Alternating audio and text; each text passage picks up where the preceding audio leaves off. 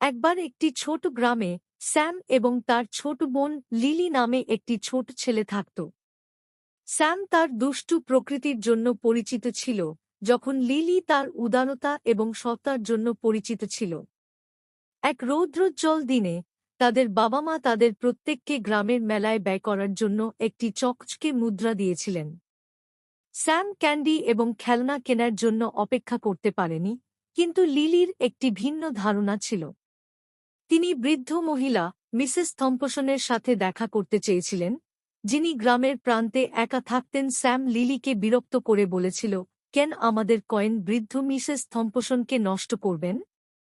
তিনি কেবল একজন বিরক্তিকর বৃদ্ধা মহিলা, কিন্তু লিলি জোর দিয়েছিলেন, সে একাকী হতে পারে। স্যাম, আসুন তাকে কিছু আনন্দ নিয়ে আসি। তাই তারা মিসেস থম্পসনকে দেখার সিদ্ধান্ত নিয়েছে, যিনি তাদের উষ্ণ